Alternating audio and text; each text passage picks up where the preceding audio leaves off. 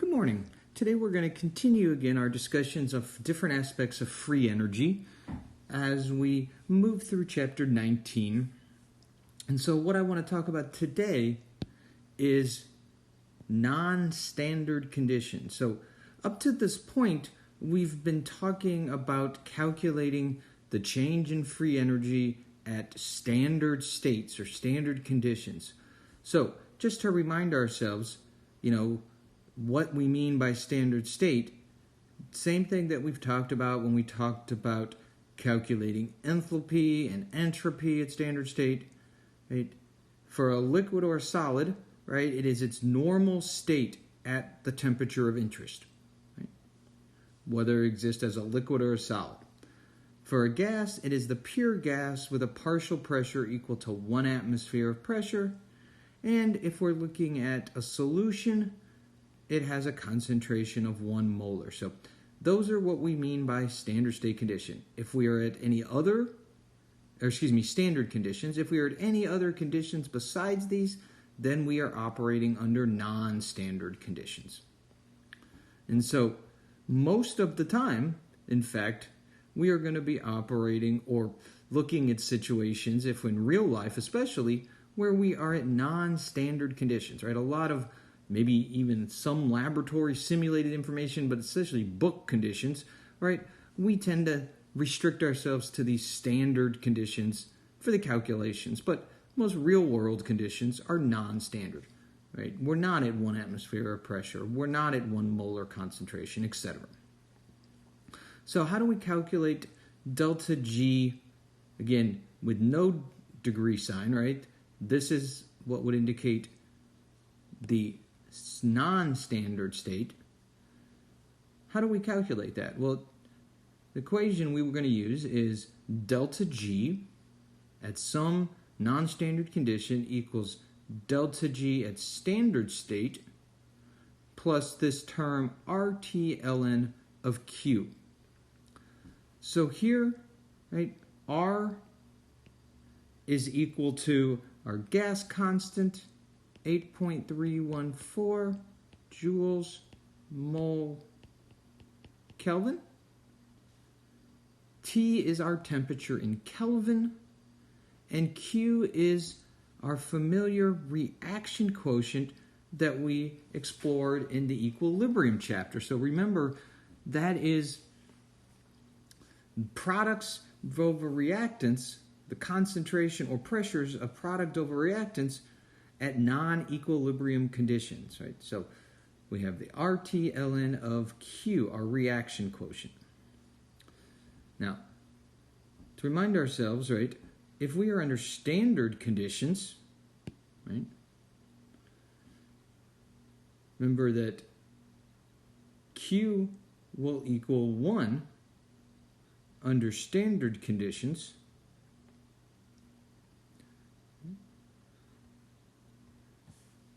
So ln of Q will equal 0 under standard conditions.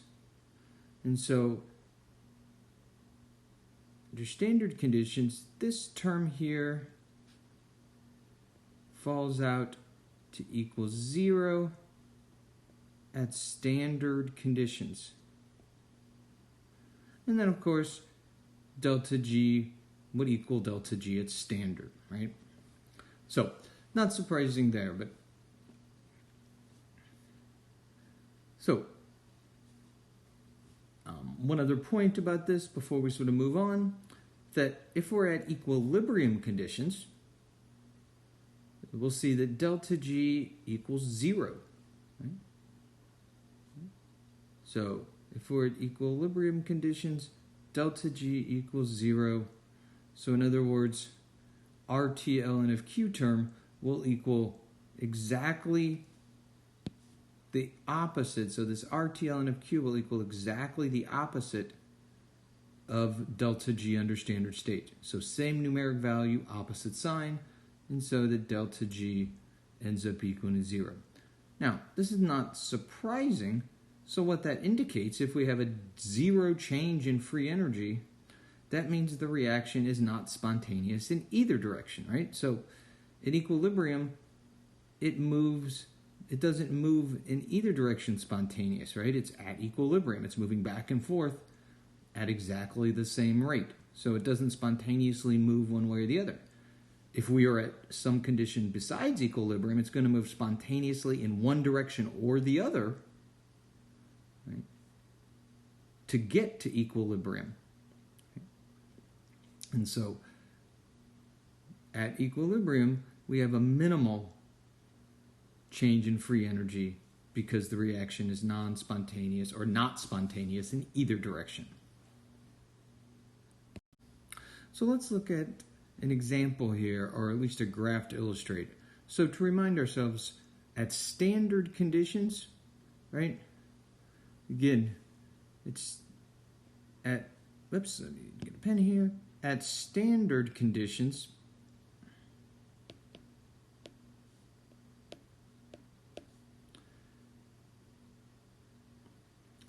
Q will equal 1.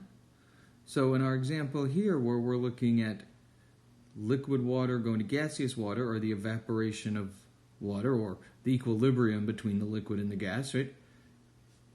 Remember, in this case, Q just simply equals, products over reactants.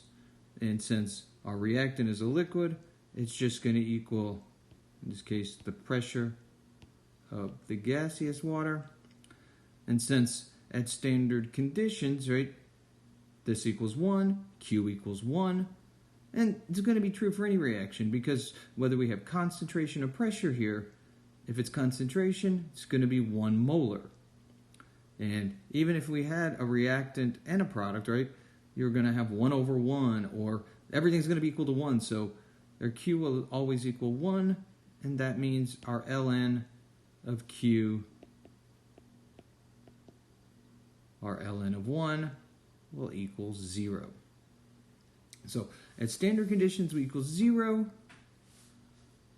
for ln of Q, and then therefore that Rg at non-standard will equal delta G at standard. Not surprising, because we're at standard conditions, so they're going to be equal to each other. If we're at equilibrium, that would be right here.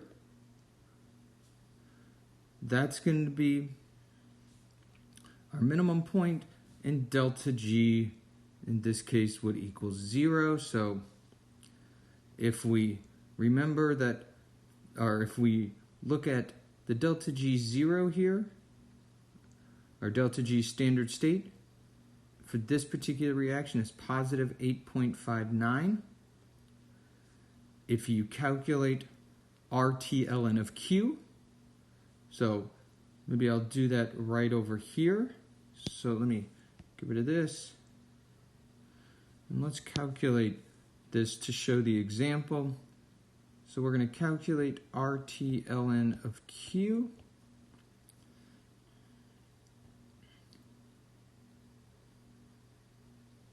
And so remember, R equals 8.314 joules per mole Kelvin.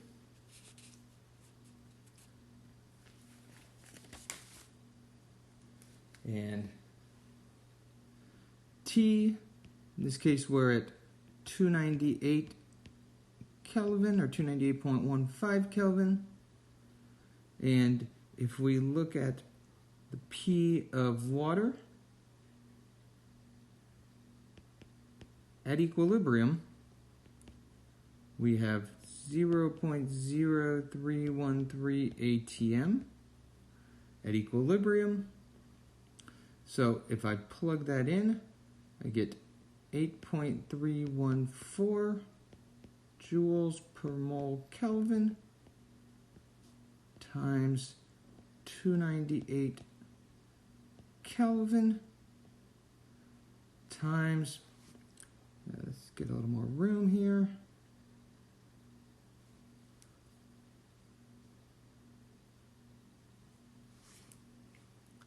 times 0.0313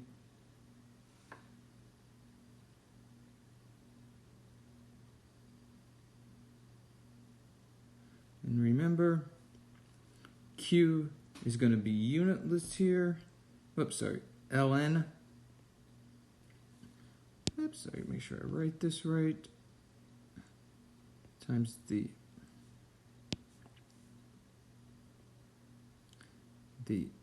ln of 0.0313.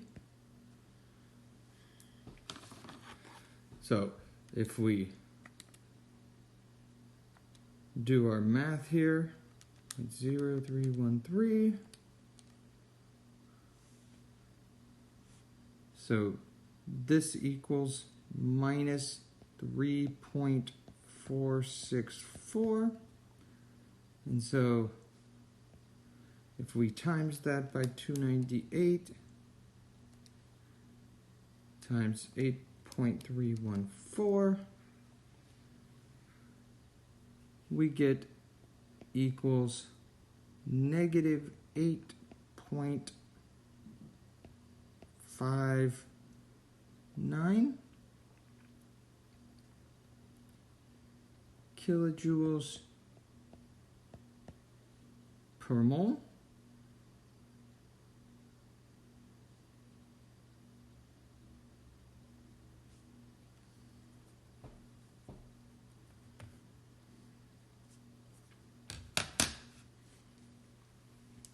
Notice that that's going to be exactly the opposite sign of delta G at standard state. So when we end up with positive 8.59 kilojoules per mole plus negative 8.59 kilojoules per mole, or at equilibrium, delta G equals 0, right? So we can show that, you know, for any reaction here if we know the appropriate numbers. But for any other non-standard conditions, right, so we're not at equilibrium, but we're not at standard state, then calculating Q, right, for whatever the reaction under those set of conditions, so doing my products over reactants, right, calculating Q and plugging it in here, combined with the delta G of reaction, will give me what the delta G under those particular given conditions will be. And so that will tell me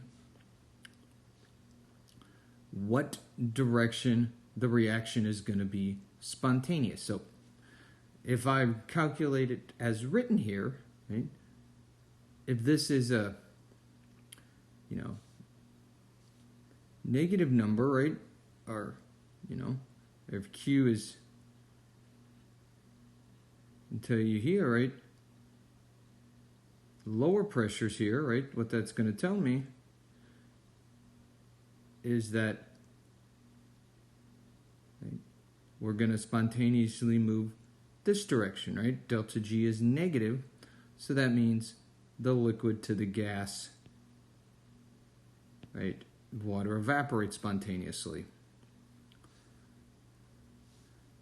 If at higher pressures above this, right, you're going to end up getting a positive delta G at non-standard, and so that means the reverse reaction would be spontaneous, or the condensation of gas, or the condensation here would be spontaneous to get you toward, in this case, equilibrium.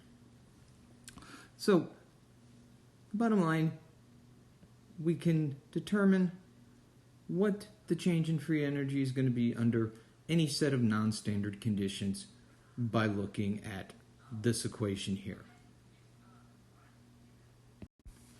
Okay, so to wrap up this section, let's do an example problem working at non-standard conditions. So we have a reaction here. The 2 moles of H2S gas react with 1 mole of SO2 gas to give you 3 moles of solid sulfur and 2 moles of water vapor.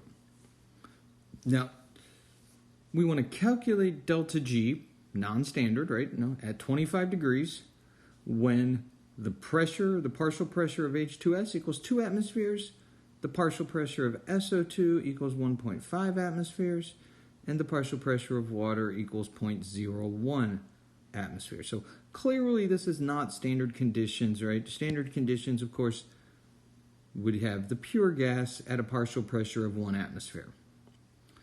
So we're going to have to use non-standard condition calculation. So as we just saw, the equation that we're going to use here is that delta G of reaction at non-standard equals delta G of reaction at standard state plus RT ln of Q. So first thing, let's calculate Q. So if we look at our pressures, remember Q is products over reactants raised to their coefficients. So our product here is water. No, remember that the solid here is not going to be included. So it's the partial pressure of water raised to its coefficient divided by our reactants. So the pressure of H2S, 2 raised to its coefficient times the SO2 raised to its coefficient, which is 1.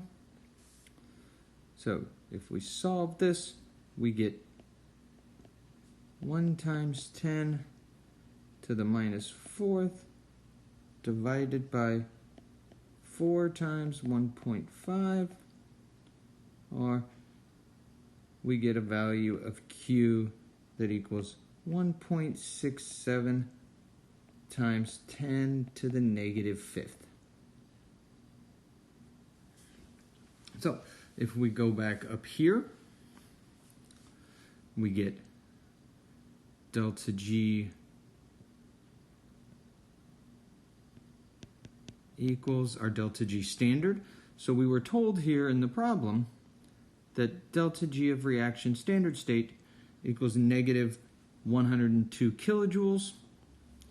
Now, we're going to have to be careful about units here. Again, remember R is in units of joules per mole Kelvin. And so we're going to either have to change both of these to joules or kilojoules. Since R is a constant and already in joules, it's a lot easier to change our values, our data points, than to try to mess with the units of the constant. So we're just going to go ahead and change our delta G at standard state into joules. So our negative 102 joules becomes negative 102,000 joules. So I'm just going to write that out. You can put it in scientific notation too. So that'd be negative 1.02 times 10 to the 5th joules plus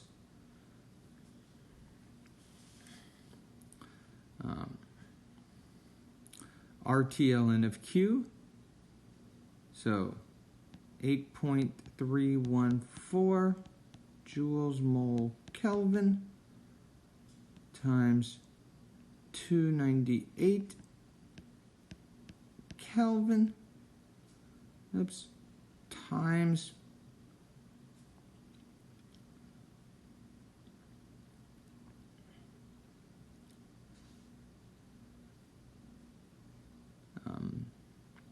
let me make some room here, sorry. Let me just get rid of this for right now since we already used it. So, whoops. So 298 Kelvin times our Q value of 1.67 times 10 to the negative 5th. And remember, no units there.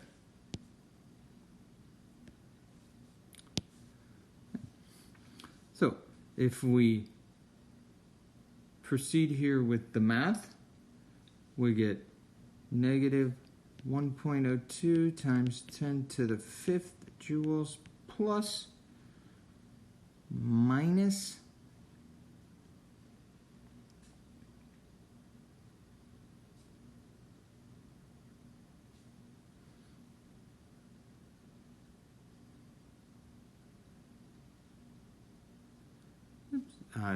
let me go back and correct this real quick here. I forgot to do this. So ln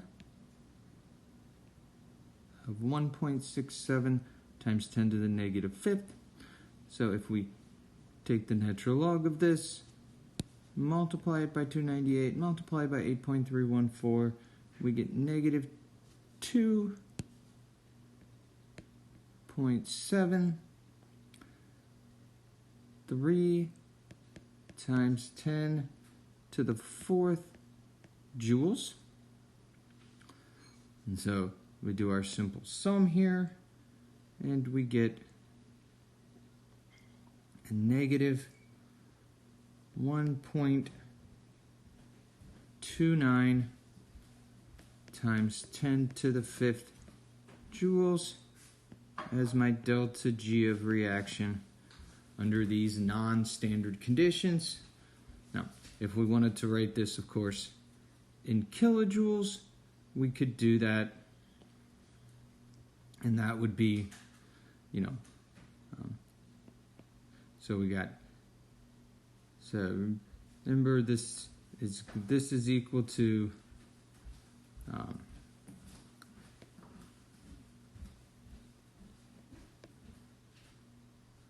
129,000 joules. So it's going to be equal to negative 129 kilojoules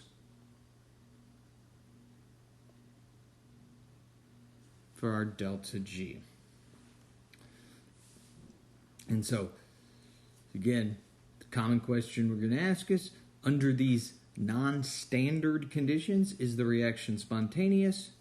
And since we have a negative delta G here, we would again conclude that this reaction is indeed spontaneous under these non-standard conditions.